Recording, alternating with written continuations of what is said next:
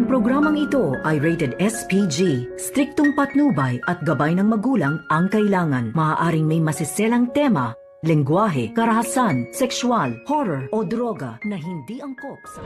Sinasabi ko sa'yo, tigil-tigilan mo yung pananakot sa akin ha. Hindi ka nakakatawa.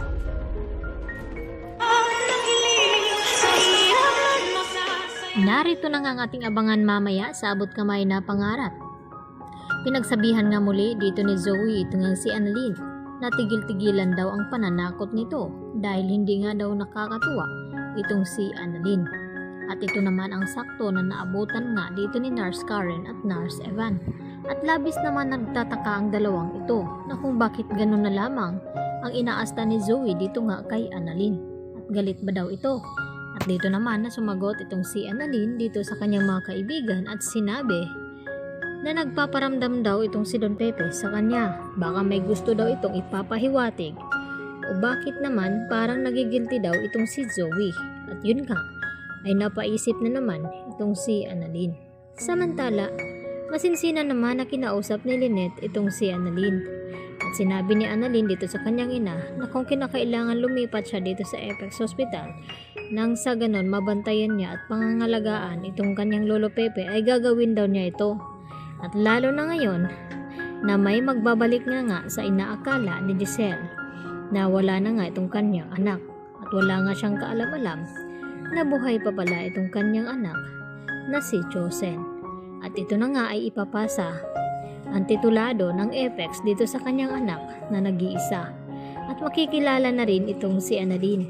At baka ito na rin ang magiging katapat dito ni Zoe dahil sa masamang ugali nito. Dahil palaban nga din itong si Giselle at mas lalo namang palaban din ang kanyang anak.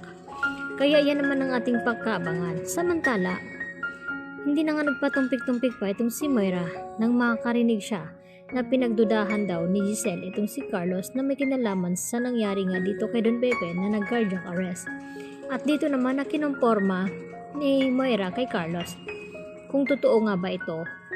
At tinanong naman ni Moira itong si Carlos na kung may kinalaman nga ba siya sa nangyari nga kay Don Pepe.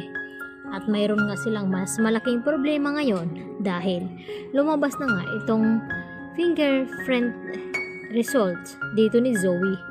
At laking gulat nga ng mga ito dahil nakumpirma nila na nagmatch nga itong fingerprint dito ni Zoe dito sa mga medical supplies na nakuha ng mga pulis.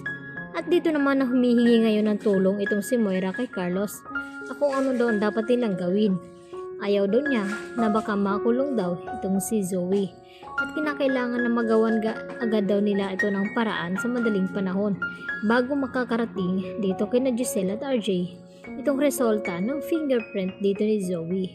Kaya kinakailangan daw na maunahan nila itong mga pulis.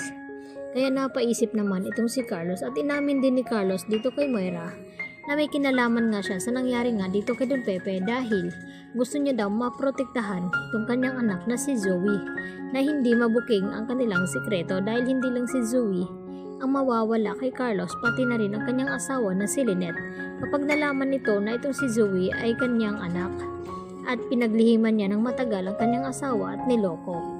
Kaya gagawin naman ngayon lahat dito ni Carlos at hindi nga siya mapakali nang malaman niya mula kay Moira na lumabas na nga itong resulta ng fingerprint dito ni Zoe at hindi nga siya mapakali hanggat wala siyang gagawin.